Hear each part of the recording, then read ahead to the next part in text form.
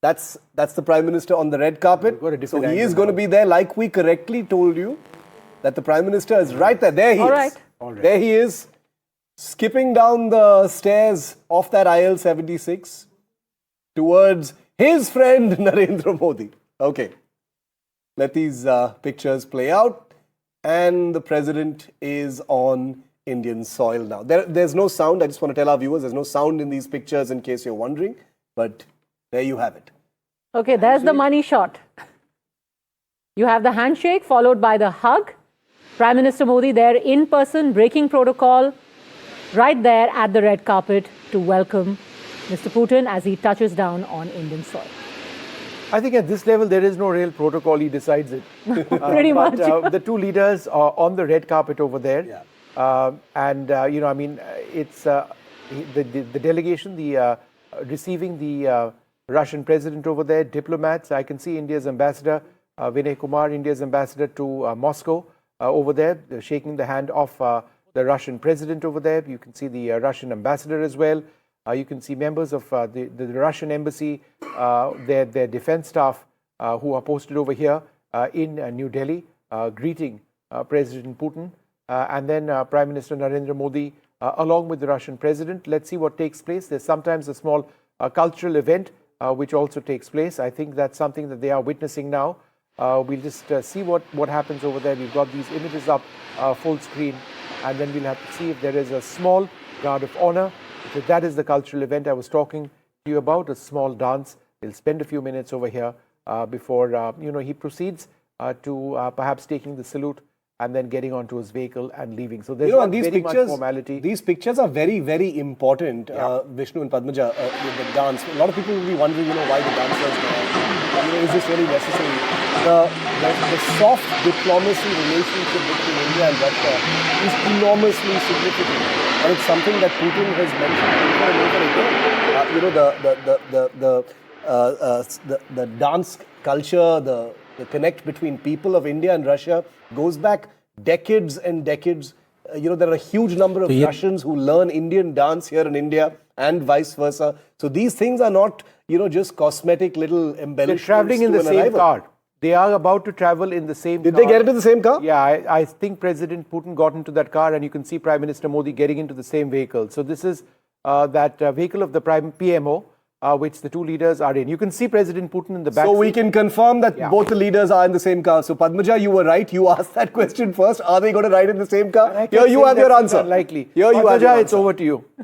Well, it's wonderful. Talking about the soft diplomacy, it's interesting. About 10, 11 years ago, when Prime Minister Modi had gone to Ufa, at that time in a very small... I was there in Ufa, yes. Well, yeah. So in Ufa, you had an entire community of Indians who were teaching yoga. Yeah. And you had about 50 to 60 Russians who used to wake up every day at 5 a.m. and at 6 a.m. they used to all assemble for yoga. And I was like, of all the places in the world, I hadn't expected people to wake up at 5 a.m. to do yoga in Ufa. But you're right. That's what soft diplomacy is all about. Yeah. And that is why we keep analyzing these small gestures, the cultural exchanges, the cultural shows. This gesture of traveling in the same car, we will very likely get that picture of the two of them smiling at each other.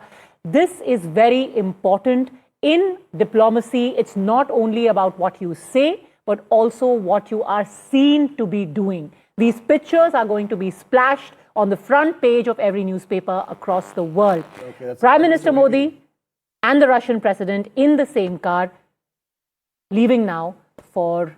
where will they be going? Where will this car go, though?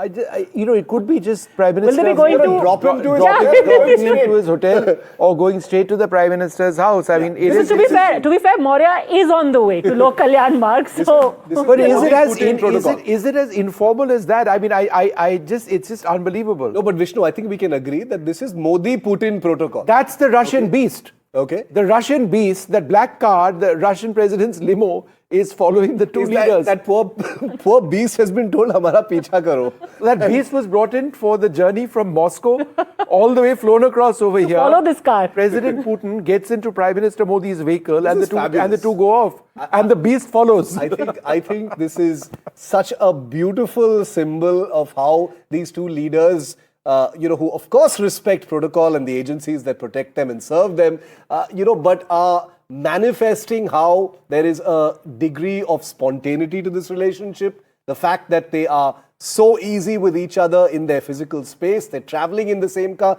I don't even know what car that is. There's a PMO vehicle, I'm guessing.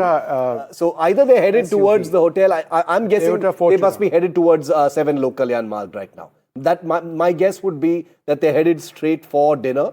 That probably makes sense. Because it's 7:20 in the evening now. Yeah. And whenever there's a visit, early dinner and at a hotel, there's a bit of a ceremony over there. It takes time, this, that, and the other. But I noticed that those armed forces soldiers who were there, the tri-services sort of contingent, they didn't have any role. I mean, there was no small salute over here. The playing of the national anthems. I'm guessing that'll be tomorrow at Rashtrapati Bhavan. I'm just trying to understand whether this was abbreviated. It could well be that this, because there is usually a bit of a salute that takes place as you get off the steps. The president would likely salute, Indian soldiers, and there was a contingent that didn't take place. So there will be a guard of honor tomorrow presented in the forecourt of the Rashtrapati Bhavan. That's when the formal welcome begins. This is more personal, which is taking place now.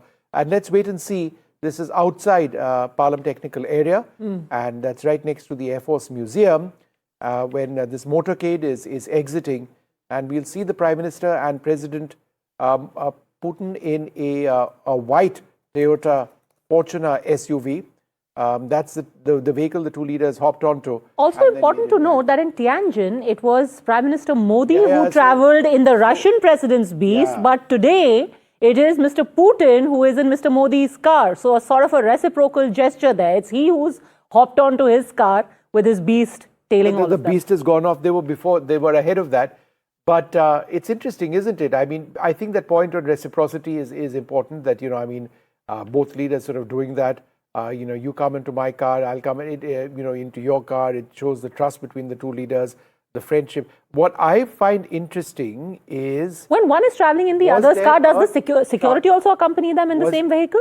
Padmaja, there were only 4 people in that car. So where is the translator? Because there would be a bodyguard up front, unless there was no bodyguard up front and there was a translator up front, because this is really, really informal. But President Putin speaks English. I've spoken to him in English. Both of them speak English. Yeah. The Prime Minister speaks English too. It's not something that President Putin dwells on for a great period of time. But it's evidently enough for the two of them to communicate. I don't think there was a translator in that. No, I have to also underscore that level of trust. If you're leaving your security behind, or at least you're paring down your security, you'll have to. If you're traveling in each other's car, at best you can take one bodyguard along. I think we've also got Aishwarya, Vasudha, all of our colleagues from the ground joining us. The convoy, of course, has already left the Palam Technical Area. Where they are headed, let's try and get a fix on that. Aishwarya?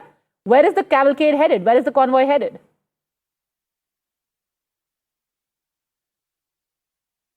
All right, we'll just try and get back to our reporters. You would imagine that there is quite a lot of movement in that entire area. We will try and fix that connection and go back to them.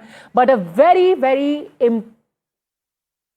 Okay, Vishal Vivek is joining us now from Bharat Mandapam. Any fix yet on where both the leaders go next, Vishal?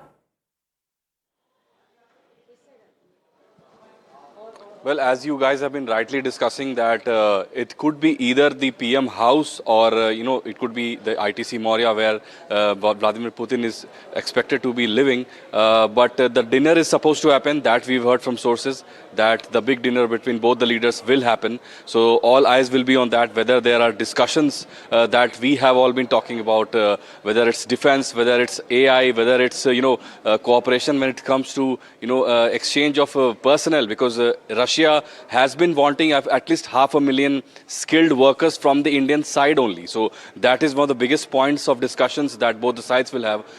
So all of that will be coming into play in the next hours, few hours or so. But the main, the main gist of the whole the visit, that will be tomorrow, because tomorrow the Russian president will be meeting officially the Prime Minister of India and also the President of India, and also there will be meetings with the business leaders of both the sides.